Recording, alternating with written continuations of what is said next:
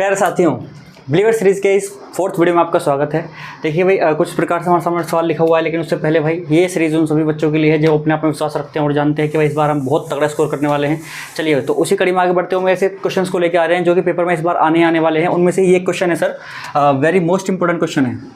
ठीक है, ये आपका BMI लिख लीजिए इसको आप, क्योंकि आपको इस तरह का क्वेश्चन एक देखने के लिए मिलेगा ही मिलेगा इस बार पेपर में, क्योंकि आपका रियल नंबर्स जो चैप्टर है वहाँ से कुछ सिलेबस हल्का सा रिड्यूस हुआ है, और रिड्यूस होने के बाद जो आपका बचता है यहाँ पर वहाँ से यूक्लिड डिवीजनल लेमा जो आपका हटा दिया गया है, और अभी हमारे पास सिलेबस थोड़ा रिड्यूस हुआ है और चैप्टर सिलेबस में है।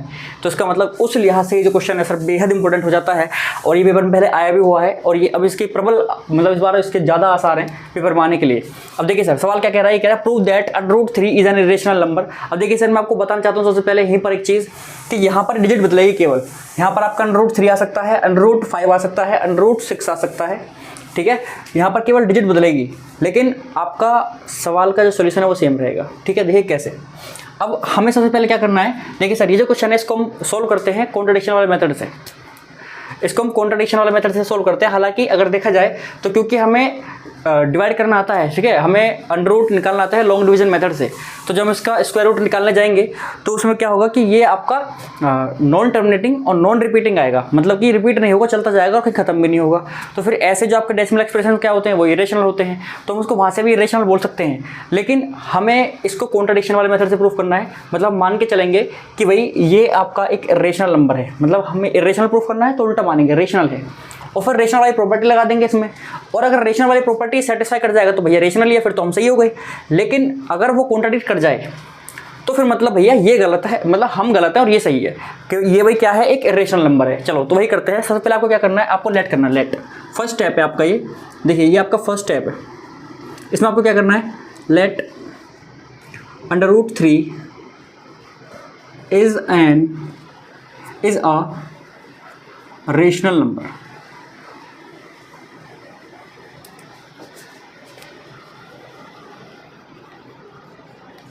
√3 इज अ रेशनल नंबर। हमने पहली चीज़ क्या लिखी है सर यहाँ पर कि √3 जो है वो आपका रेशनल नंबर है।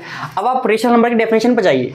रेशनल नंबर की डेफिनेशन क्या कहती है, वो ये कहती है कि भाई कोई भी नंबर रेशनल नंबर जब कहा जाएगा जब वो P/Q की फॉर्म को सेटिस्फाई करे, और दूसरा वहाँ पर आपका Q 0 नहीं होना चाहिए, और P और Q क्या होने चाहिए आपस में, कोप्राइम होने चाहिए। कैसे होने चाहिए सर, कोप्राइम होने चाहिए, और आप में इंटीजर होने चाहिए। अब देखिए सर, यहाँ पर नहीं क्या लिखने वाला हूँ मैं, तो मतलब कि अगर ये रेशनल नंबर है तो मैं इसको P/Q की फॉर्म में लिख सकता हूँ, मतलब √3 is equals to P/Q। Simple सी बात है, अगर रेशनल नंबर है तो प्रॉपर्टी लगा रहा हूँ मैं वही। और यहाँ पर आपका ये जो P और Q है, P and Q are coprime. अब देखिए सर, ये जो लाइन है ना, ये वाली जो लाइन है कोप्राइम वाली, ये बहुत इंपॉर्टेंट है। क्यों इंपॉर्टेंट है, आप जरा थोड़ा फोकस करिए यहाँ पर। कोप्राइम वाला लाइन क्यों इंपॉर्टेंट है, कोप्राइम कौन से होते हैं, सबसे पहले बात जो कोप्राइम नंबर कौन से नंबर होते हैं। देखो दो ऐसे नंबर, ठीक है, जिनका जो है कोई कॉमन डिवाइजर ना हो, वो आपके क्या होते हैं, कोप्राइम होते हैं। मतलब कहने का ये है कि यहाँ पर P और Q ऐसे लिए गए हैं कि उनका कोई कॉमन डिवाइजर नहीं है। मतलब P किसी ऐसे, मान लो P 5 से कट रहा है तो 5 से आपका Q नहीं कटेगा, मतलब सेम नंबर से दोनों नहीं कटेंगे। कॉमन डिवाइजर का मतलब ये होता है।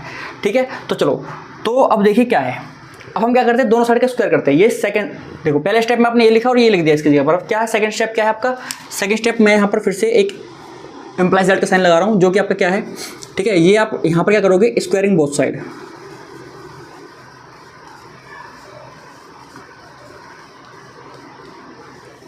देखिए सर, ये सवाल हालांकि रटने के लिए बोलते हैं टीचर्स, ठीक है, मैं भी बोलूँगा आपको, अगर आपको समझ में नहीं आया तो रटना है भाई साहब, पेपर में तो आएगा, करना तो है ही सवाल।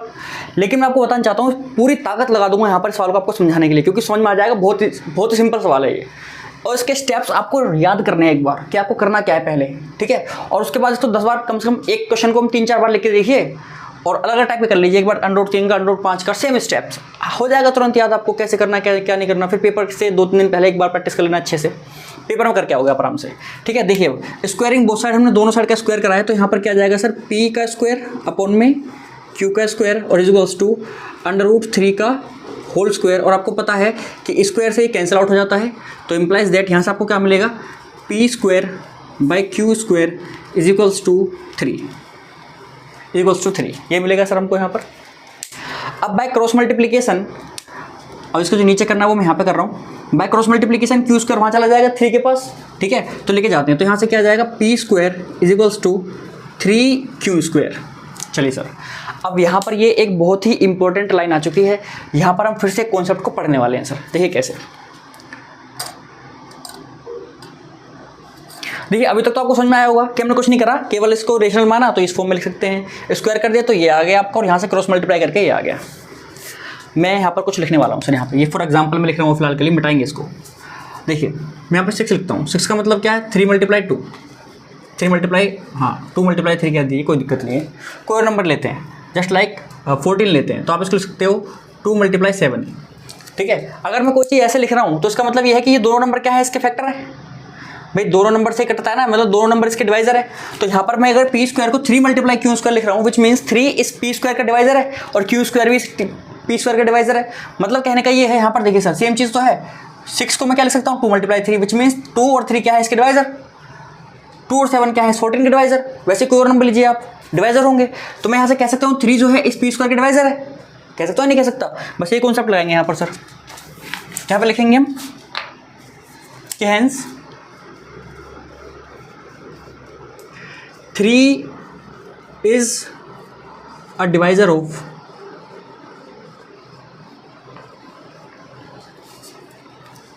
या फिर इससे अच्छा ही लिखिए, चलो कोई दिक्कत नहीं, इससे अच्छा ही लिखिए कि P square is divisible bye 3, ठीक है। भाई पी स्क्वायर क्या है आपका, 3 से डिविजिबल है।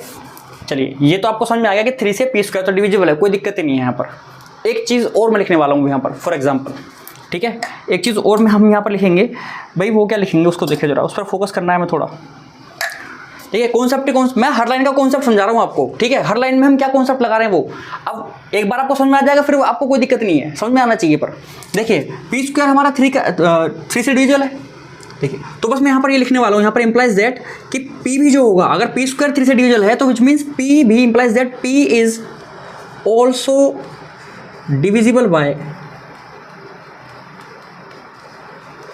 3। लेकिन लाइन में लिखी कैसे, ऐसा मैंने क्यों कहा, मेरी बात समझिए। देखिए सर, जैसे मैं एक छोटा सा एग्जांपल लेने की कोशिश करता हूँ। देखिए 6 का स्क्वायर है, अब मैं इसके प्राइम फैक्टर अगर लिखता हूँ तो ये तो 36 आपको पता है, 36 है, इसके प्राइम फैक्टर लिखूंगा तो इसमें 2 और 3 आने वाले हैं। ये बात आपको पक्का पता है कि 2 और 3 आएंगे, इसके प्राइम फैक्टर्स आएंगे नहीं आएंगे, इस तरीके से लिख सकते हो आप। तो देखिए अब आपको पता है कि यहाँ पर ये 36 है वो इस 2 से भी कटता है, इस 3 से भी कटता है, बात सही है या नहीं है। अब आप मुझे बताइए क्या ये 6 इससे 3 और 2 से कटेगा या नहीं कटेगा। तो वही कहने का मतलब है, अगर भाई पी स्क्वायर पूरा पी स्क्वायर अगर 3 से डिविजल है तो मतलब ये जो पी है ये भी तो भाई 3 से डिविजल होगा। यही लाइन बस समझनी है आपको। यहाँ पर कई बार बच्चे ये ही समझ नहीं पाते, बस इसको रटते हैं कि सर अगर पी स्क्वायर डिविजल है 3 से तो मतलब पी भी डिविजल होगा। लेकिन क्यों होगा ये समझा रहा हूँ मैं आपको सर। मैंने यहाँ पर 6 का स्क्वायर लिया है और उसके प्राइम फैक्टर लिखे 2 × 3, ठीक है। और आपको पता है 6 का स्क्वायर 36 है जो कि 2 और 3 दोनों से डिविजल है, ठीक है। अगर 36 आपका 2 और 3 दोनों से डिविजल है, विच मीन्स आपका 6 भी तो दोनों से डिविजल होगा। यानी कि अगर पी स्क्वायर डिविजल है 3 से तो मतलब पी भी डिविजल होगा 3 से, बस यही समझाना था। अब देखिए ये कॉन्सेप्ट मैं हर बार लगाऊंगा, आपको समझ में आ गया होगा अच्छी तरीके से। अब आपको कन्फ्यूजन नहीं होगी बिल्कुल भी। अब मैं इसको बस मिटाने वाला हूँ यहाँ से। देखिए किस तरीके से हम यहाँ से करने वाले हैं आगे सवाल को सोल्व, ठीक है। तो ये हमारा पहला हाफ खत्म हो चुका है सवाल का। ये हमारा फर्स्ट स्टेप हमने यहाँ पर रेशनल माना। सेकंड स्टेप, ये टाइम ले रहा हूँ भाई, टाइम ले रहा हूँ यहाँ पर, कोई दिक्कत नहीं, पेपर में आराम से करके आना जल्दी जल्दी, यहाँ पर टाइम ले लो। पहला स्टेप हमने रेशनल माना, ये लिखा पी वाई क्यू के फॉर्म में लिखा। हमें पता है पी और क्यू क्या होने चाहिए सर, यहाँ पर को प्राइम होने चाहिए।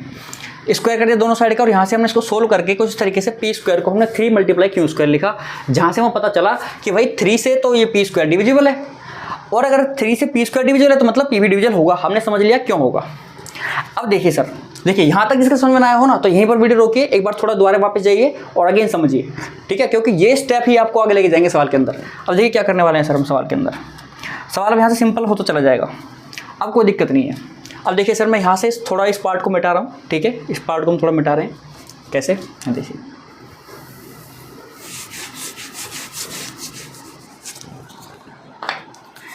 ठीक है, P is also divisible by 3। ठीक है, देखो जिन्होंने नहीं उतारा है ना तो एक बार पीछे जाके थोड़ा रोक के उतार लेना। अब देखिए P is also divisible by 3, अगर P आपका 3 से डिविजल है तो जैसे हम ये पी स्क्वायर इस 3 और क्यू स्क्वायर से डिविजल था तो हमने इसको इस फॉर्म में देखा है यहाँ पर, तो अगर ये पी भी से डिविजल है तो मैं भी इसको इन 3 और पी को इस फॉर्म में लिख सकता हूँ, विच मीन्स मैं कह सकता हूँ यहाँ से कि मैं यहाँ से कह सकता हूँ इंप्लाइज दैट कि भाई आपका हम इस तरीके से लिख सकते हैं इसको कि P इज इक्वल्स टू 3 और इसके मल्टीप्लाई में कोई ना कोई एक और फैक्टर होगा, जैसे यहाँ पर क्यू स्क्वायर था, यहाँ पर कोई सी होगा। सी क्या है यहाँ पर, सी वेयर लिखो यहाँ पर, वेयर इन्फॉर्मेशन हर चीज़ की, तो where C is any integer, where C is any integer, कोई भी इंटीजर है सी यहाँ पर। ठीक है, तो P is equals to 3C मैं इसको लिख सकता हूँ। तो यहाँ से हम इसको यहाँ तक ले आए हैं सर। ठीक है, समझ लीजिए दोबारा, कोई दिक्कत नहीं है। देखिए पी स्क्वायर को अगर हम 3 मल्टीप्लाई क्यू स्क्वायर लिखा और फिर इसको इस तरीके से लिखा, तो जो हम इसको इस तरीके से लिख रहे हैं तो वापस इसको भी तो ऐसे लिख सकते हैं। ठीक है, इसको ऐसे लिख सकते हैं, इसको ऐसे लिख सकते हैं, इसको भी ऐसे लिख सकते हैं और ऐसे भी लिख सकते हैं, दोनों ही बात सेम है। अब आप यहाँ पर करना क्या है सर, अब करना क्या है वो समझना है हमको। देखिए यहाँ पर एक पार्ट आया था आपका, चलिए इसी को मान लेते हैं, फिर कोई दिक्कत नहीं है, आप इसको मान लीजिए, इसको मान लेते हैं फर्स्ट। ठीक है, अब आप लिखोगे फ्रॉम फर्स्ट। अब हमारा नेक्स्ट स्टेप है फ्रॉम, यहाँ पे इम्प्लाइज दैट लगा रहा हूँ, ये वाला इम्प्लाइज दैट केवल स्टेप के लिए है, ये वाला क्वेश्चन के लिए है। ठीक है, फ्रॉम फर्स्ट, चलिए कोई दिक्कत नहीं है, सवाल में लगा दोगे, कोई दिक्कत नहीं आएगी, इससे कोई नंबर नहीं कटने वाले आपके। फ्रॉम फर्स्ट इस इक्वेशन से चल रहे हैं हम, तो P की जगह पर मैं लिखूँगा 3C। ठीक है, पी स्क्वायर की जगह पर मैं क्या लिखने वाला हूँ, मतलब P की जगह पुट कर दूंगा 3C। तो यहाँ पर पुट कर देता हूँ, तो यहाँ पर आ जाएगा 3 मल्टीप्लाई C का होल स्क्वायर, P की जगह पर डाला है सर, और is equals to 3Q square. ठीक है, चलिए यहाँ से क्या आ जाएगा सर, 9C square is equals to 3Q square. तो 3 से कट जाएगा कितने टाइम्स, 3 टाइम्स, सही बात है नहीं। अब 3 से कट गया आपका 3 टाइम्स, तो यहाँ पर क्या बचा 3C स्क्वायर, 3C स्क्वायर और इज इक्वल्स टू में क्या बचा आपका Q स्क्वायर। अब आप मुझे बताइए सर, क्या ये 3 Q स्क्वायर का भी डिवाइजर आ गया, मतलब ये तो Q स्क्वायर को डिवाइड करेगा 3, अब करेगा या नहीं करेगा, सिंपल सी बात है करेगा। भाई जो हमने पढ़ा है, जो हमने सीखा है, जो हमने नियम कायदे कानून जो सीखे हैं उनमें तो यही पता चला है हमको कि भाई ये जो हमारा 3 है, चाहे लिखो हेंस 3 रेफरेंस लिख Q स्क्वायर, सेम लाइन लिखेंगे, सेम लाइन बिल्कुल बदलेंगे नहीं। Q square is divisible bye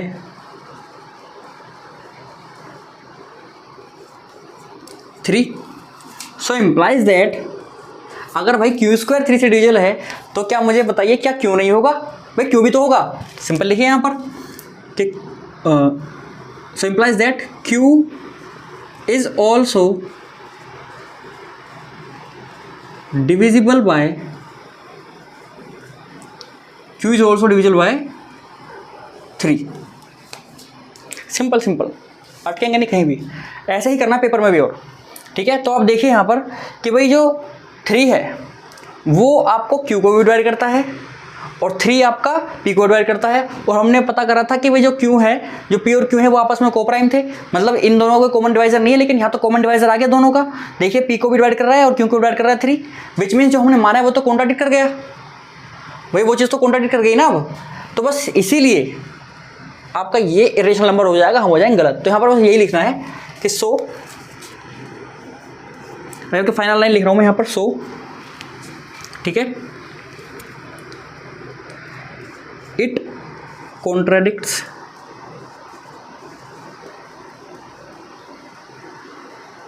और assumption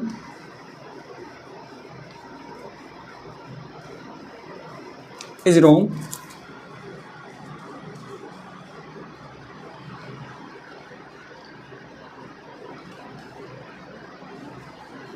hence under root 3 is an irrational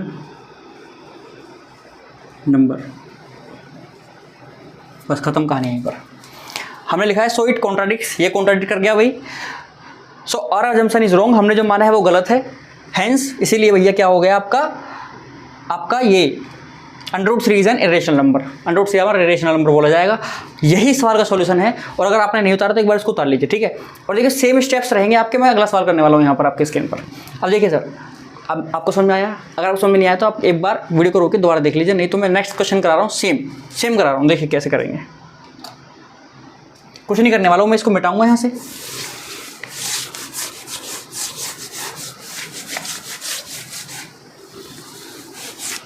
और बस यहाँ पर ये एक वर्ड चेंज करूँगा, ये क्वेश्चन नंबर 2 हो जाएगा आपका। ये क्वेश्चन नंबर 2,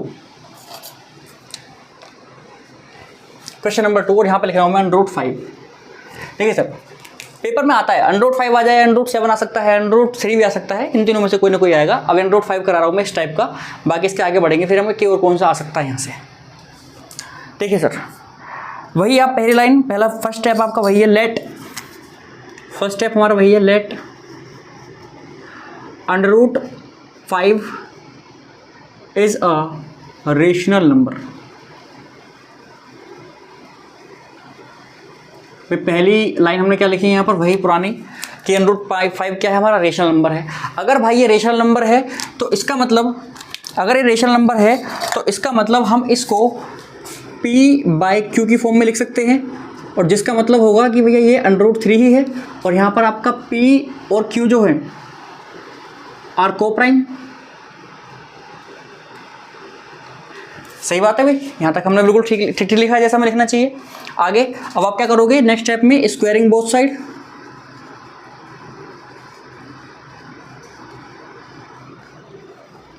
स्क्वायर करेंगे दोनों साइड का, तो आपको यहाँ से मिलेगा P², यहाँ से आपको मिलेगा Q², और यहाँ से मिल जाएगा 3, √ गायब। ठीक है, चलिए अब इसको हम क्रॉस मल्टीप्लाई कर देते हैं, Q चला जाएगा वहाँ पर, तो यहाँ से आ जाएगा P² = 3 Q², और उसको मान लिया हमने फर्स्ट, ये हमारा यहाँ पर रहेगा। अब यहाँ पर क्या करना है, यहाँ तक हमारा ठीक है। बस यहाँ पे हमें लिखना है कि hence 3P² is divisible bye 3, hence P² is divisible by 3, so implies that P is also divisible by 3। ये चीज़ हमने समझ ली सर पिछले क्वेश्चन में कि भाई P² आपका 3 से डिविजल है तो P भी 3 से डिविजल होगा।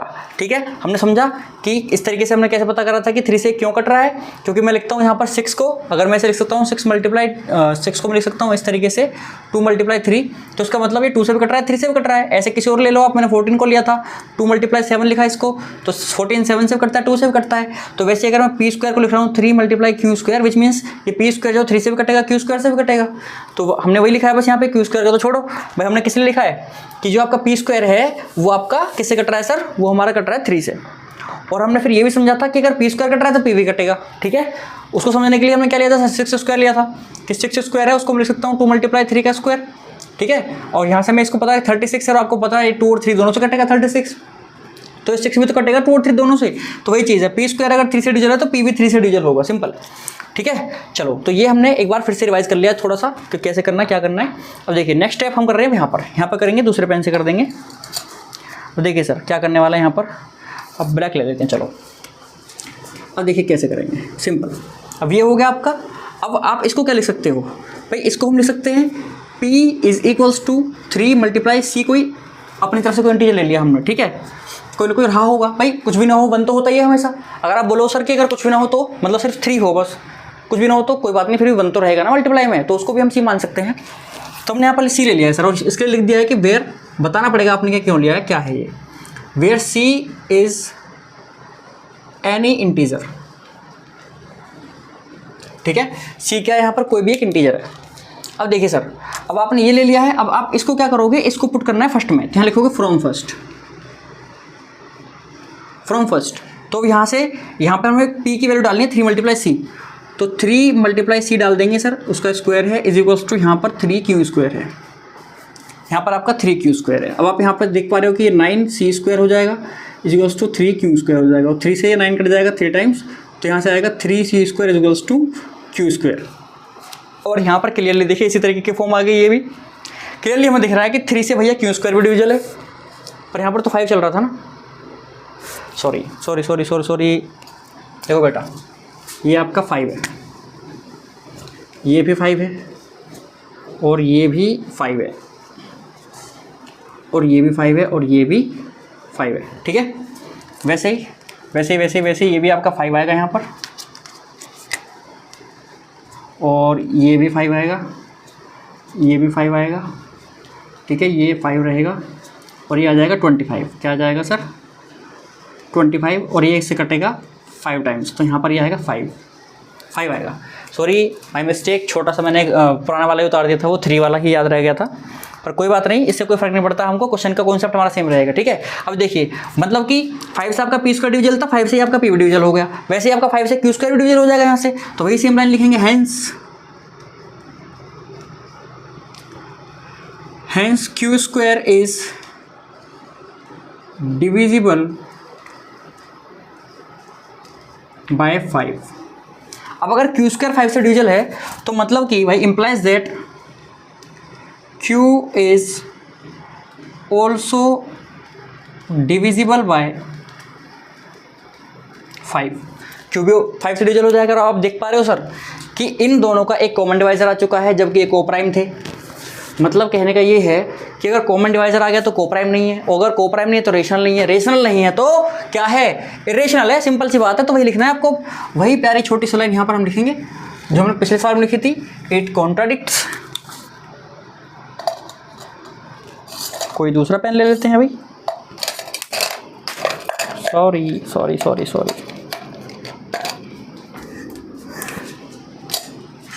सो इट कॉन्ट्राडिक्ट्स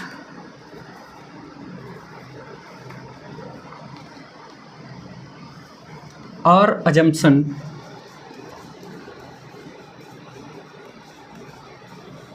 is wrong, और assumption is wrong, ठीक है। सो यहाँ पर आपका क्या लिखोगे फिर? hence √3 is an irrational number। सिर्फ इतना सिंपल, स्मॉल एंड इफेक्टिव, ठीक है।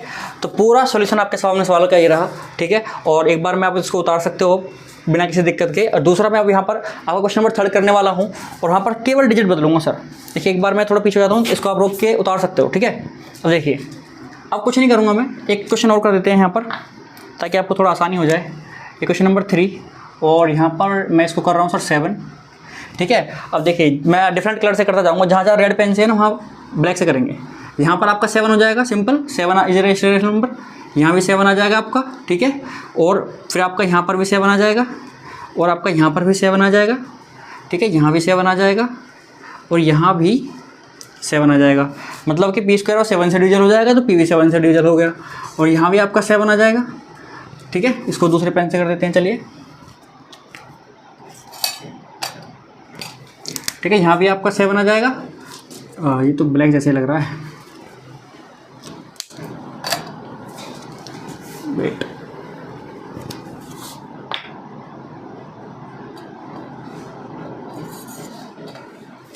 चलिए यहाँ भी 7 आ जाएगा, ठीक है। और यहाँ पर आपका ये आपका 7 आएगा, 7 से, तो इसका हो जाएगा, ये यहाँ पर क्या हो जाएगा 49, क्या होगा 49, ठीक है। और ये क्या, फिर यहाँ पर क्या आएगा 7, यहाँ भी 7, यहाँ भी 7। अब 7 से 49 कट जाएगा 7 टाइम्स, तो यहाँ भी 7 आएगा, और 7 से आपका क्यू स्क्वायर कटेगा। तो मतलब कि आपका यहाँ पर आएगा 7, कि Q square divisible by 7, so Q is divisible by 7। और इसी वजह से हम ये कहेंगे भैया कि जो आपका हमारी एजम्पशन रॉन्ग है, और इसीलिए हम ये कहेंगे कि hence √7 is an irrational number. Simple and effective, ठीक है। Simple, sweet and effective. आपको दिख रहा है कि बहुत ही सिंपल तरीके से हमने जो है सवाल का आंसर समझ लिया है। हर बार अगर इस प्रकार का सवाल आएगा तो आपको सेम रखना है, और मैं आपको गारंटी लेता हूँ सर यहाँ से, इस मंच के माध्यम से, कि यहाँ इस बार आपको 3 से 4 नंबर में कम से कम एक क्वेश्चन आपको देखने के लिए मिलेगा। और कितना सिंपल सोल्यूशन है, आप 4-5 बार लिखोगे ना एक बार, मान लो आपने एक बार √3 का 3 बार लिखा, √5 का 3 बार लिखा, √7 का आप बिना देखे लिख दोगे, लिख लो जाओ मुझसे। चाहे कितना भी नॉर्मल बच्चा हो, कितना भी नॉर्मल बच्चा हो जो कि जिसको लगता हो कि मैं नहीं कर पाऊंगा सर ये वो, भाई वो भी कर लेगा। बिल्कुल आप डरो मत, आराम से करो, स्टेप बाय स्टेप लिखो और आराम से हो जाएगा, ठीक है। तो चलो बढ़ते हैं भैया अपने वीडियो में आगे। प्यारे साथियों देखो भाई, फोर्थ क्वेश्चन हमारा किस प्रकार से है। देखिए अब ये आपका फोर्थ टाइप है, ठीक है। इसी हमने जो पिछला टाइप पढ़ा है उसी का अगला टाइप है ये। अब इस टाइप में क्या है, देखिए भाई यहाँ पर ये जो क्वेश्चन है सर, जितना इंपॉर्टेंट वो क्वेश्चन है उससे भी ज़्यादा इंपॉर्टेंट है ये। देखिए अब ये क्वेश्चन भी आपका समझ लीजिए कि पेपर में इस बार आ रहा है, आप इसको भी VMI लगाइए सर, और इसका सिर्फ वहाँ पर रूप बदलेगा, हो सकता है कि कुछ डिजिट वगैरह बदल दे वो, लेकिन आपका क्वेश्चन सेम रहेगा, ठीक है। और ये क्वेश्चन कैसा जाता है, एक बार ये आपको बोलेगा कि given that √2 is an irrational number, और एक कई बार ऐसा आता है सीधे आता है prove that 5 + 3 √2 is an irrational number. मतलब यहाँ पर कोई भी नंबर हो सकता है पर एक ऐसे रूट में मतलब इसी फॉर्म का एक नंबर आएगा। तो कैसे करना है, क्या करना है, देखिए हमें पूरी चीज़ों को समझना पड़ेगा पहले अच्छे से। अब यहाँ पर उसने क्योंकि गिवन है हमको ये चीज़ कि √2 हमारा क्या है, इरेशनल नंबर, तो इसको लिखिए पहले। हालांकि बोल के दिया उसने, लेकिन हमें लिखना है फिर भी कि गिवन में हमारा क्या है भाई, हमें गिवन है कि √2 इज एन इरेशनल नंबर, ये तो हमें गिवन है। चलिए सो क्या करना है, पर आपको मेथड वही यूज़ करना है, पुराना वाला ही। हमें बात इस नंबर की करनी है ना, तो यहाँ पर आपको वही करना है, पुरानी वाली चीज़ करनी है कि लेट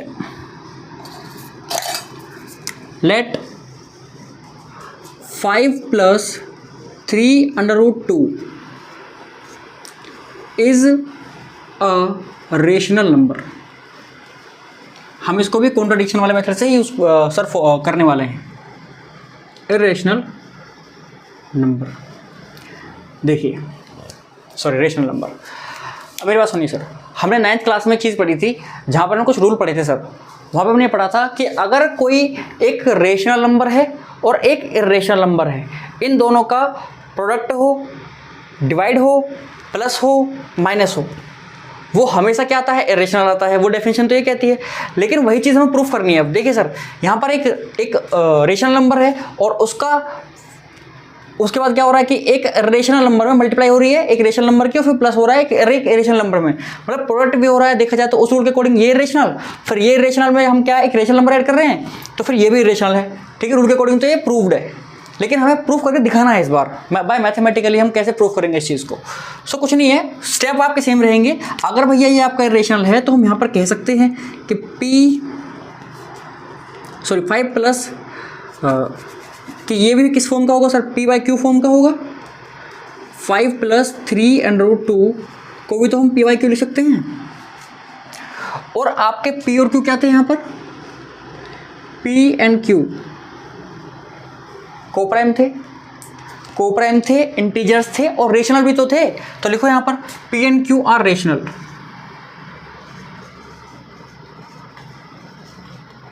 ठीक है भाई, अगर हमने इसको रेशनल माना है तो फिर ये P और Q पर रेशनल तो रहेंगे। तो देखिए कुछ चेंज नहीं है, वहाँ पर हमने कोप्राइम लिखा था उसको क्योंकि कोप्राइम वाली कंडीशन को यूज़ करना था। यहाँ पर हम रेशनल वाली कंडीशन को यूज़ करेंगे, तो इसलिए हमें इन दोनों को रेशनल लिख दिया है। थे तो वो P और Q जो तो थे उस क्वेश्चन के अंदर, वो रेशनल भी थे, वो कोप्राइम भी थे, वो इंटीजर्स भी थे। यहाँ भी P और Q आपके क्या रहेंगे, यहाँ पर भी P और Q आपके कोप्राइम भी हैं, सब कुछ है, लेकिन हम लिख वो रहे हैं जो हमें यूज़ करना है। ठीक है, हमें यूज़ करना है रेशनल वाली कंडीशन, इसलिए लिख दिया है P and Q are rational. अब देखिए सर, मैं इस 5 को इधर ले आता हूँ बाय ट्रांसपोर्टेशन, तो P/Q -5 हो जाएगा, इज इक्वल्स टू में आएगा 5 वहाँ से आ चुका है, तो वहाँ से आएगा 3 √2। Is that clear? चलिए अब क्या करना है मेरे को, अब मैं यहाँ पे जो चलता हूँ 1 मिनट के लिए, और यहाँ से आपको पता है कि आप यहाँ से Q एलसीएम ले सकते हो, तो Q एलसीएम ले लेते हैं। तो ऊपर क्या आ जाएगा, Q एलसीएम लेने पर आएगा P-5Q, P-5Q is equals to 3Q, 3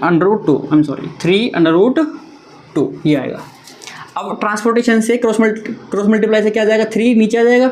सो यहाँ से आपका क्या मिल जाएगा, आपको मिल जाएगा कि P-5Q अपॉन में 3Q इज इक्वल्स टू √2। अब देखिए सर, यहीं पर सवाल खत्म हो चुका है, बस इसमें कुछ लिखना है अब, लेकिन उस लिखने से पहले हमको समझने वाले हैं, तो थोड़ा ध्यान से सुनिए मुझे। मैं बड़े ही आराम से बोलने वाला हूँ, हालांकि मेरी स्पीड बहुत तेज़ है बोलने की, पर मैं ये वाली बातें बहुत आराम से बोलूँगा सर, ताकि आपको समझ में आए। देखिए अगर हम देखिए यहाँ पे समझते हैं, मैं कोई भी रेशनल नंबर लेता हूँ, सपोज करो मेरे पास 5 है और मेरे पास 7 है, दोनों रेशनल नंबर हैं। मैं इनमें प्लस करूँ, मैं माइनस करूँ, मैं इनमें मल्टीप्लाई करूँ, मैं इनमें डिवाइड करूँ, आएगा तो कोई ना कोई रेशनल नंबर ही, मतलब रेशनल नंबर से रेशनल नंबर्स के बीच में मैं कोई भी ऑपरेशन लगाऊं तो मुझे रेशनल ही मिलेगा। तो यहाँ पर आपको पता है पी और क्यू क्या है, रेशनल है सर, ये पी और क्यू रेशनल है। अब इनके बीच ऑपरेशन हो रहा है, यहाँ पर पहले एक क्यू में 5 की मल्टीप्लाई हुई, फिर वो माइनस हो गया आपका पी में से, अपॉन में क्यू है, फिर यहाँ पर आपका पी में से फिर 5 माइनस क्यों हो रहा है, सॉरी 5 इंटू क्यों हो रहा है माइनस, और अपॉन में 3 क्यों आ रहा है, मतलब कि इन रेशनल नंबर्स के बीच में आपस में मल्टीप्लाई डिवाइड हो रहा है। तो कुछ भी हो जाए रहेगा तो रेशनल ही, मतलब कि ये चीज़ है तो रेशनल ही सर, ये तो हमें पता है कि रेशनल ही है। लेकिन ये तो भाई किसी रेशनल नंबर के इक्वल लिखी हुई है, ऐसा कैसे हो सकता है? तो मतलब हमने जो माना है वो गलत है, मतलब कि हमने जो माना है वो गलत है। यहाँ पर ये कॉन्ट्राडिक्ट कर गया कि भाई ये तो रेशनल है और ये किसके इक्वल आ गया, एक इर्रेशनल नंबर के, जो कि गिवन है हमको पहले ही दे दिया उसने कि √2 इज एन इर्रेशनल नंबर। अगर ये इर्रेशनल नंबर है पर ये तो रेशनल है, तो मतलब ये तो बराबर नहीं हो सकते आपस में। इसका मतलब हमने जो माना है वो है गलत और जो सवाल कह रहा है वो है सही। तो यहाँ पर वही लिखेंगे आप पुरानी लाइन कि it contradicts, so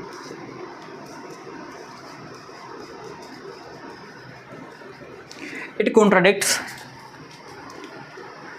P and Q are rational numbers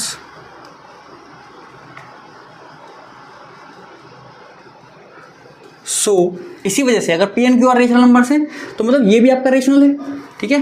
so P minus 5Q by 3Q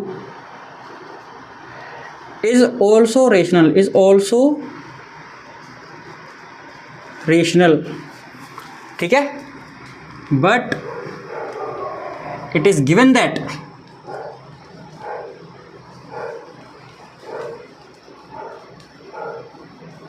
√2 is an irrational number,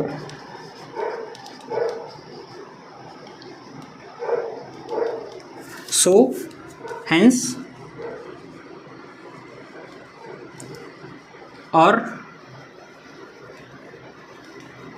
assumption is wrong। Under root क्या लिखना है आपको, 5 + 3 √2, 5 + 3 √2 is an irrational नंबर, ठीक है। तो बस ये लिखना है आपको, ठीक है। हर सवाल में आपको ये चीज़ लिखनी है, ठीक है। देखिए इसको आप एक बार थोड़ा सही से लिख लीजिएगा, क्योंकि हो सकता है कि नेक्स्ट क्वेश्चन जब मैं करूँ तो वहाँ पर मुझसे थोड़ा चेंज हो जाए, पर आप सेम लिखिए, कोई दिक्कत नहीं है, बस आपको नंबर बदलना है, ठीक है। देखिए क्या कह रहा है कि given that √2 is an irrational number, ठीक है। हमें गिवन दिया हुआ है, हमने माना कि भाई, पर हमें करना तो वही पुराना वाला मेथड लगाना है, उसको भी हम कॉन्ट्रडिक्शन वाले मेथड से सोल्व करेंगे। सो हमने इसको माना कि भैया रेशनल है, रेशनल वाली कंडीशन लगा दी। हमको पता है कि रेशनल अगर ये दोनों हैं तो इसका मतलब ये भी रेशनल होगा, सिंपल सी बात है भाई। किसी रेशनल नंबर में मल्टीप्लाई हो, डिवाइड हो, कुछ भी हो, माइनस करे प्लस करे आएगा तो रेशनल नंबर ही, तो यहाँ पर आएगा तो रेशनल ही। तो मतलब ये रेशनल है और ये रेशनल है, तो आपस में बराबर नहीं हो सकते, तो ये कॉन्ट्राडिक्ट कर गया। तो ये लिखा हमने, so it contradicts P and Q are rational numbers, so P - 5Q by 3Q is also rational, but it is given that √2 is an irrational number, हमें पता है कि रेशनल है। सो और hence our assumption is wrong, हमने जो माना है वो गलत है। इसका मतलब आपका 5 + 3 √2 is an irrational number. Simple और आपका effective, simple, sweet and effective. अब आप इस चीज़ को ध्यान रखिए सर कि क्वेश्चन का जो सॉल्यूशन आपके सामने है। अब यहाँ पर मैं कुछ नहीं करूँगा सर, नंबर चेंज करूँगा, बस सेम रहेगा सब कुछ सेम रहने वाला है, सिर्फ नंबर चेंज होंगे। देखिए कैसे,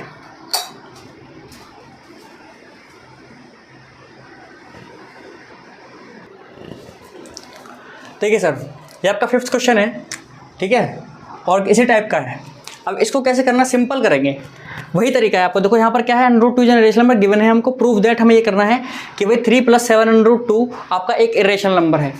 अब देखो नीचे वाला लिखा हुआ मैंने सेम छोड़ दिया, क्योंकि इसको हम ऐसे ही लिखेंगे बस। अब देखो भाई आपका पहले आपने जो लिखा हुआ है गिवन है, हमको लिखिए यहाँ पर कि गिवन हमें क्या है कि √2 इज एन इर्रेशनल नंबर, ठीक है। दूसरा स्टेप क्या था, आपको वही करना है, लेट 3 + 7 √2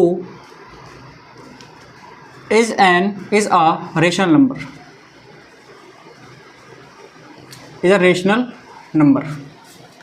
अब अगर रेशनल है तो उसको मतलब हम पी बाई क्यू की फॉर्म में लिख सकते हैं कि 3 + 7 √2, और आपका यहाँ पर पी और क्यू क्या है, पी और क्यू भाई रेशनल है, पी और क्यू रेशनल है। अब यहाँ से 3 को उधर ले आऊँगा तो P/Q -3 हो जाएगा इज इक्वल्स टू 7 √2। यहाँ से एलसीएम लूँगा तो क्या आएगा, P - 3Q by Q is equals to 7 √2। Cross multiply से 7 में नीचे आ जाएगा, सो यहाँ से क्या आएगा, P - 3Q by 7Q is equals to √2। अब देखिए वही सेम सिचुएशन आ गई, वही करना है आपको अगेन। सो इट कॉन्ट्राडिक्ट्स, क्यों, पी और क्यू क्या है, रेशनल है। सो P माइनस, अब यहाँ पर इसको चेंज करेंगे बस, सो P - 3Q अपॉन 7Q, ठीक है, is also rational, but it is given that √2 is an rational number, hence our assumption is wrong. 5 + 3 √2 की जगह पर क्या आ जाएगा, आपका आ जाएगा 3 + 7 √2। 3 + 7 √2 is an irrational number. Simple simple simple solution. एक और कर देते हैं इसी प्रकार से। चलिए, ये आपका 5th क्वेश्चन, ये आपका 6 आ जाएगा। अब इसको मैं इरेज कर देता हूँ, दूसरा क्वेश्चन लेके आता हूँ, ठीक है। देखिए 6ठा क्वेश्चन कुछ तरीके से हमारे सामने क्या कह रहा है कि भाई 3 हमारा क्या है, गिवन है हमको कि वो क्या है भाई, इरेशनल है, ठीक है। और फिर हमसे बोला 2 + 3 √3 भी आपका इरेशनल होगा।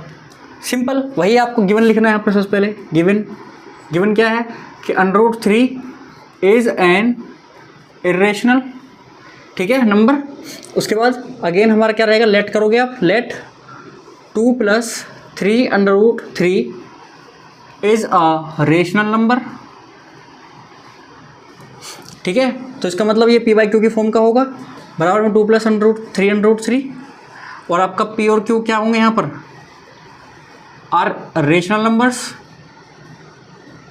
ठीक है, रेशनल नंबर होंगे। सो यहाँ से आपका क्या जाएगा, P/Q -2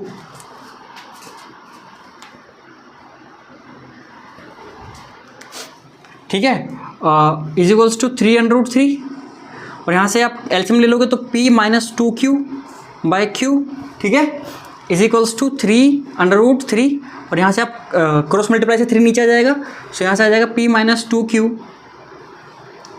अपॉन में 3Q इज इक्वल्स टू √3। अब आप देखो वही सेम चीज़ आ गई अगेन सर, हमें पता है कि P और Q क्या है, रेशनल है, तो भैया ये भी रेशनल होगा, पर ये रेशनल के बराबर तो हो ही नहीं सकता। सो यहाँ पर वही लिखेंगे, it contradicts P and Q are rational numbers. So P minus, इसको क्या लिखोगे आप, P - 2Q, P - 2Q, ठीक है, और अपॉन में क्या लिखोगे आप, 3Q, ठीक है। P - 2Q by 3Q is also rational, but it is given that √3, ठीक है, is an irrational number, hence our assumption is wrong. और 3 + 7 √2 की जगह पर आप क्या लिखोगे sir, 2 + 3 √3 is an irrational number. Simple, ठीक है। क्वेश्चन नंबर 6 भी आपका यहाँ पर हो गया सर, बिल्कुल सोल्व हो गया। एक आध और क्वेश्चन लेके आता हूँ आपको ऐसे लिए, ताकि आपको समझ में आ जाए कि करना क्या। सिंपल है भाई, कोई दिक्कत ही नहीं है, सिंपल छोटा सा क्वेश्चन है, ठीक है। एक बार इसको उतारिए, फिर हम अगले क्वेश्चन की तरफ बढ़ते हैं।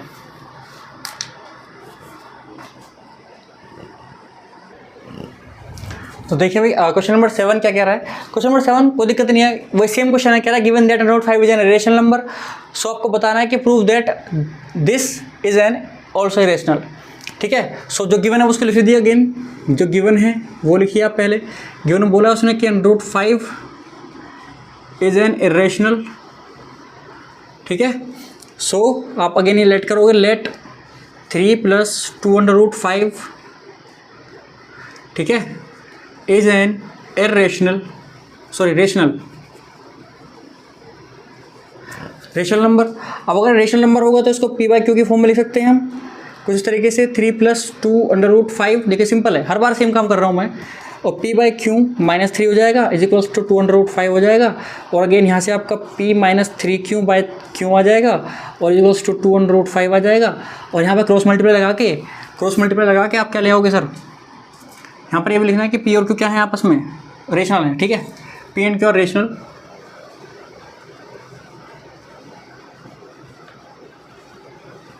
चलो। सो यहाँ पर आपका क्या आ जाएगा, यहाँ से आ जाएगा p माइनस 3q अपॉन में 2q इज इक्वल्स टू √5। अब भैया वही बात आ गई पुरानी वाली, ठीक है, बात वही आ गई, पी और क्यू रेशनल है तो भैया ये भी रेशनल होगा, क्योंकि मल्टीप्लाई डिवाइड तो हो रहा है आपस में रेशनल में, तो कोई फर्क नहीं पड़ता उससे, तो वो रहेगा रेशनली। लेकिन ये तो इरेशनल के बराबर आ रहा है क्योंकि रेशनल दिया हुआ है हमें सवाल में। सो हमने लिखा है यहाँ पे वही चीज़, सेम चीज़ कि so it contradicts P and Q are rational number. So इसकी जगह पर क्या आ जाएगा, इसकी जगह पर आ जाएगा आपका p minus 3q, p minus 3q और अपॉन में क्या आ जाएगा 2q, ठीक है, इज ऑल्सो रेशनल। सो √5, क्योंकि हमें पता है कि भैया √5 क्या है, √5 क्या है, रेशनल है, इरेशनल है। सो हमें पता चल गया कि ये जो नंबर है आपका, ये जो नंबर है आपका कौन सा number, 3 + 2 √5, 3 + 2 √5 is an irrational number, is an irrational number, ठीक है। चलिए एक क्वेश्चन और लेके आता हूँ फटाफट आपको इसी टाइप का, ताकि आपको थोड़ा और पक्का हो जाए। फिर फटाफट इसको उतारिए, फिर अगले क्वेश्चन पर पढ़ते हैं।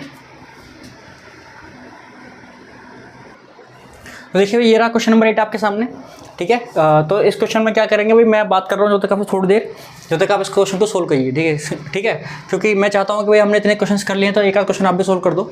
चलिए तो देखिए बात क्या करनी है, बात बस यही करनी है भाई, अगर आप अभी तक आपने चैनल सब्सक्राइब नहीं करा है तो प्लीज़ यार सब्सक्राइब कर दो, ठीक है। आप सभी के लिए वीडियोज़ बना रहा हूँ मैं, और मैं चाहता हूँ कि आप सभी का 10th में स्कोर इतना टॉप नॉच रहे इस बार कि बस पूछो मत, ठीक है। और कोई आपसे पूछे कि भाई कहाँ से तैयारी की थी, तो आप जरूर वहाँ पर थोड़ा बहुत बताओ कि भाई वैसे तो हमने अपने स्कूल से, अपने जो आपके पर्सनल टीचर्स थे उनसे पढ़ाई की थी अच्छे से, पूरी मेहनत से, लेकिन एक और सर थे जिन्होंने हमें थोड़ा बहुत मार्गदर्शन दिया, ठीक है, और हमारे जो है नंबर काफ़ी अच्छे आए। अब देखिए सर, कोई दिक्कत नहीं है, आपको सवाल में कुछ नहीं करना भाई, पुरानी चीज़ें अगेन आप यहाँ पर क्या लिखोगे सर कि भाई ये रेशनल है, ठीक है, तो आपको गिवन है ये चीज़, तो गिवन में आप लिख दोगे कि √2 क्या है आपका इरेशनल है, और फिर आप लिखोगे लेट करोगे कि आपका 3 + 7 √2 क्या है भाई, ये आपका रेशनल है, और यहाँ पर p और q भी रेशनल है, p एंड q रेशनल हो गया आप, क्योंकि इसको p/q की फॉर्म में लिखोगे, p/q की फॉर्म में लिखोगे 3 + 7 √2, ठीक है। सो यहाँ पर p एंड q ऐसे लिखोगे, आर रेशनल, ठीक है। सो यहाँ से आपका क्या आ जाएगा, अगेन ये 3 इधर आएगा, तो p minus 3q/q is equals to 7 √2, मैं सीधे कर रहा हूँ, और यहाँ से आपका क्या आ जाएगा, p minus 3q/7q is equals to √2। और आपको पता है आपको पुराना वाला काम करना है सर, अब यहाँ पर आपका √2 आ जाएगा, ठीक है, और यहाँ पर आपका आ जाएगा p माइनस 3q/7q, और ये आपका आ जाएगा 3 + 7 √2 इज़ एन इरेशनल नंबर, ठीक है। तो इसी के साथ भाई क्वेश्चन नंबर 8 भी आपका खत्म हो जाता है, और मेक श्योर कीजिए भाई कि आपको जो है मज़ा आ रहा होगा वीडियोज़ में, ठीक है। और दूसरी चीज़ ये है कि ऐसा तो है नहीं कि भाई हम काफ़ी यहाँ कॉमेडी वगैरह करें, और वो तो वही सारी चीज़ समझ में आए, पर लेकिन हाँ एक चीज़ है कि आपको इंटरेस्ट लेना है, ठीक है। देखिए हंसने हंसाने के लिए हमारे पास पूरे 24 घंटे होते हैं, लेकिन अगर आप पढ़ रहे हो कुछ देर, आधा घंटा, 2 घंटा, 1 घंटा, जो भी आप पढ़ रहे हैं, उस टाइम पे केवल पढ़ाई पे ही फोकस रहे तो ज़्यादा अच्छा रहेगा, क्योंकि पेपर आ लिए बहुत पास, ठीक है। हंसी मजाक करने को बहुत सारी चीज़ें हैं इस दुनिया में, करिए भाई, आपकी ज़िंदगी में बहुत कुछ होगा, हंसने खेलने के लिए, कूदने के लिए, और खुश होने के लिए भी अच्छी चीज़ें होंगी। स्कूल जाते हो मज़े आते होंगे आपके, ठीक है। हमारी ज़िंदगी से तो भाई वो चीज़ें जा चुकी हैं अभी, लेकिन आप जो जी रहे हो ना भाई, ये गोल्डन टाइम है, ठीक है। सो जियो भाई, और बढ़िया से पढ़ो ताकि अच्छे नंबर भी आए, घर वाले भी थोड़ा गर्व कर सकें आपके ऊपर। अब इसी के साथ भाई 9th और 10th क्वेश्चन कराऊंगा मैं, ठीक है। 9th और 10th क्वेश्चन जो होगा वो बहुत ज़्यादा इंपॉर्टेंट है, क्योंकि वहाँ फंस जाते हैं बच्चे कई बार, तो उसको ही मुझे कराना है, उसको समझाना है। चलिए एक बार ज़रा चलते हैं नेक्स्ट क्वेश्चन की तरफ। तो देखिए भाई 9th क्वेश्चन आपके सामने है। अब सवाल कुछ प्रकार से क्या कह रहा है कि भाई prove that 2 - 3 √5 is an irrational number. आप बोलोगे सर क्या पागल बना रहे हो, ये क्वेश्चन तो सेम है, ये क्वेश्चन तो वही है जो आपने अभी थोड़ी देर पहले कराया, हमने खूब करे हैं धुआं, इसको तो हम अभी सेकंडों में उड़ा देंगे। मैं बोल रहा हूँ बेटा आप बिल्कुल उड़ा दोगे, लेकिन बस एक चीज़ यहाँ पर क्वेश्चन में नहीं है, उसने इस बार हमें गिवन नहीं है कि √5 इज एन इरेशनल नंबर। हर बार वो देता था कि given that √5 is an irrational number, हालांकि ट्रेंड आज के टाइम वो नहीं क्वेश्चन का जिनमें वो देता है इस चीज़ को, और ये 3 नंबरों में क्वेश्चन आ जाता है। लेकिन अगर ये क्वेश्चन 5 नंबर में आ जाए और आपको सिर्फ ये दिया हुआ हो, तो भाई गलती कर दोगे सवाल में आप, क्या कि आप शुरू कर दोगे सवाल को given that √5 is an irrational number, और जबकि सवाल में तो कहीं दिया ही नहीं है, तो फिर कैसे करेंगे सर। कुछ नहीं करना है, सबसे पहले आप √5 को प्रूफ करोगे कि वो एक इरेशनल नंबर है, पहले वाले मेथड से जो हमने पहले कुछ सवाल करे हैं स्टार्टिंग वाले, वहाँ से आप पहले √5 को प्रूफ करोगे, और उसके बाद आप इस क्वेश्चन पर आ जाओगे कि भाई हमने प्रूफ कर दिया है अंडर 5 एक इरेशनल नंबर है, और अब हम आपके आगे की तरफ बढ़ते हैं सवाल में। फिर आपको वो बाद वाले सवाल वाला टाइप करना है यहाँ पर, मतलब 2 क्वेश्चंस को एक बना देना है। तो ये क्वेश्चन थोड़ा बड़ा है भाई, ठीक है। अब इस क्वेश्चन को करने के लिए क्या करना पड़ेगा, देखो हालांकि कहीं इस बात का कोई सबूत नहीं है कि आजकल टीचर मैं देखता हूँ कि वो करा देते हैं इसको ऐसे ही सीधा कि मान के कि हाँ अंडर 5 एक इरेशनल नंबर है। लेकिन मेरी बात सुनो, आप पूरे 100 नंबर का पेपर करके आए लेकिन आपके आए 98, वो 2 नंबर कहाँ कटे, वो 2 नंबर यहीं कटे सर। मैं आपको बता रहा हूँ स्टेप मार्किंग हो जाएगी यहाँ पर आपकी, और हो सकता है कोई टीचर आपको पूरे नंबर भी दे दे, लेकिन अगर आपके 100 में से 100 नंबर आ रहे हैं, आपने सारे क्वेश्चन सही करे हैं और इसमें आपने बस ये गलती कर दी कि अंडर 5 को प्रूफ नहीं करा, तो वो आपको पूरे नंबर नहीं देगा, यहीं पर काटेगा आपके नंबर। और अगर आपके पूरे नंबर नहीं आ रहे हैं, आप आधा अधूरा क्वेश्चन पेपर करके आए हैं, तो हो सकता है कि वो आपको इसको अगर आपने सीधे ही कर दिया है तो भी आपको पूरे नंबर दे दे। लेकिन अगर आप सारे क्वेश्चन सही करके आए हो तो मुझे नहीं लगता कि वो नंबर टीचर आपको पूरे क्वेश्चन देगा, क्योंकि क्वेश्चन में कहीं भी नहीं बोला गया है कि अंडर 5 एक इरेशनल नंबर है। तो मतलब अगर बोला नहीं गया तो भाई करके दिखाना होगा। और मैं फिर से बोलता हूँ कि टीचर नंबर देता नहीं है, टीचर से नंबर छीने जाते हैं, और छीनोगे यही आपके अंदर एक क्वालिटी होनी चाहिए। छीनने का तरीका क्या है, आप टीचर के लिए आसान बना दो चीज़ों को। जो क्वेश्चन के अंदर दिया नहीं है तो आप करके दिखाइए, बस टीचर वहीं खुश हो जाएगा कि भाई ये क्या बात कर दी, सारे बच्चे अलग कर रहे हो, ये बच्चा अलग कर रहा है। क्यों? क्योंकि बच्चे को पता है कि क्वेश्चन के अंदर नहीं दिया गया है। क्या नहीं दिया गया कि अंडर 5 एक इरेशनल नंबर है। सो आप यहाँ पर क्या करोगे भाई, यहाँ पर आप क्या करोगे, यहाँ पर आप लिखोगे कि firstly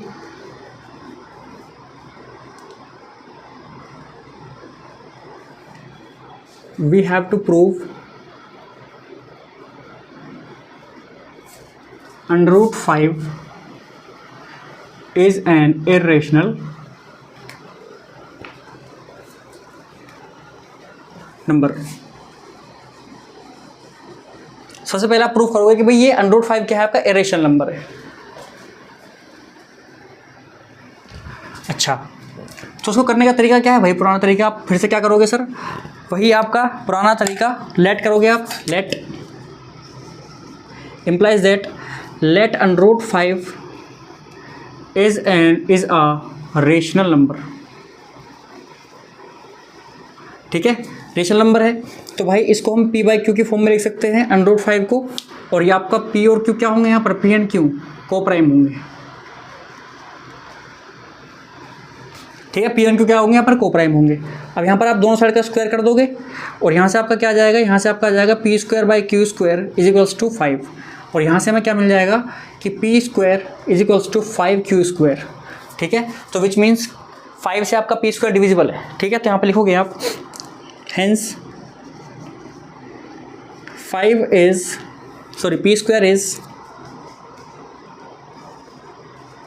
divisible by 5 implies that p is also divisible by 5। ठीक है भाई, सिंपल। प्यार साथियों देखो, स्टोरेज की वजह से वीडियो फुल हो गई थी, समझिए। यहाँ तक हमने कर लिया कि पी स्क्वायर से पी भी 5 से डिविजल हो जाएगा। तो आप यहाँ पर देखो भाई, स्टोरेज ज़्यादा नहीं है, मैं जल्दी जल्दी कर रहा हूँ। अब आप क्या करोगे, पी को लिखोगे 5 मल्टीप्लाई सी लिखोगे। यहाँ से आपको पता है कि आपका जो पी से फिर आपका क्या आएगा सर, यहाँ से आपका आ जाएगा, यहाँ पर वैल्यू पुट करोगे फर्स्ट में, और यहाँ से आ जाएगा 25 सी स्क्वायर इज इक्वल्स टू कितना आ जाएगा सर, 5 क्यू स्क्वायर। 5 से कट जाएगा 5 टाइम्स, तो 5 C square is equals to Q square. तो मतलब वही चीज़ आ गई आपका, यहाँ से 5 और सी आपस में क्या आगे, मतलब 5 से ही आपका क्यू डिविजल है और पी भी डिविजल है, तो मतलब ये कॉमन आ गया। तो हम यहाँ से कह सकते हैं हमारा जंक्शन, हमारे जो माना है वो क्या है, गलत है। हमने जो चीज़ें पहले लिखी उनको, सो हम यहाँ से कह सकते हैं कि under root 5 is an irrational number. ठीक है, हमने ही बोल दी, ये प्रूफ हो गया हमारा। और देखिए सेकंड चीज़ आपको क्या करनी है, जल्दी समझिए सर। मैंने बहुत सारी बातें करी थी आपसे उस वीडियो में, लेकिन क्या करूँ, स्टोरेज खत्म हो गया। अब आप यहाँ पे लिखोगे now we have to prove, now लिख के सीधे लिख दो आप। नाउ लिख के लिखो कि let 2 minus 3 under root 5 is a rational number. Rational number लोगे, उल्टा वही पुराना वाला काम करना शुरू कर देंगे। और 2 minus 3 under root 5 is equals to, आप पी बाई क्यू लोगे यहाँ से। सो यहाँ से minus 3 under root 5 is equals to आ जाएगा आपका पी बाई क्यू माइनस 2। तो यहाँ से आप सीधा इसको कर सकते हो। देखिए मैं इसको सीधा कर देता हूँ, अंडर रूट 5 ठीक है इज इक्वल्स टू ये आपका आएगा 2q minus P by 3q। ठीक है, ये भी आपका रेशनल है, बट ये रेशनल हम प्रूव कर चुके हैं। तो यहाँ पर आप क्या लिखोगे, फ्रॉम अबव। फ्रॉम अबव, क्योंकि अब इस बार आपको गिवन नहीं है तो आप ऊपर से कह रहे हो कि आपने ऊपर जो प्रूफ करा from above √5 is an irrational number, लिखो यहाँ पर मैं बोल रहा हूँ √5 इज एन इरेशनल नंबर, ठीक है, बट वी नो कि P and Q are rational, so this number लिखोगे is also rational, so it contradicts, आपको लिखना है it contradicts, so it contradicts our assumption is wrong, our assumption is wrong, और हम क्या लिखेंगे कि √ ये वाला पूरा नंबर 2 - 3√5 इज ऑल्सो रेशनल नंबर। तो भाई प्लीज़ वीडियो को लाइक सब्सक्राइब कर देना, क्योंकि स्टोरेज बिल्कुल नहीं है, मैं लिख नहीं सकता हूँ अभी, लेकिन समझ में आ गया होगा। मैं आपको होमवर्क दिया था, एक होमवर्क क्या था, ये था कि 5 + 6 √7, ये भैया आपके लिए एक होमवर्क है आपका, ठीक है। तो प्लीज़ इस क्वेश्चन को आप होमवर्क से कर लीजिएगा। क्वेश्चन नंबर 10 है, क्वेश्चन नंबर 10 है आपके लिए।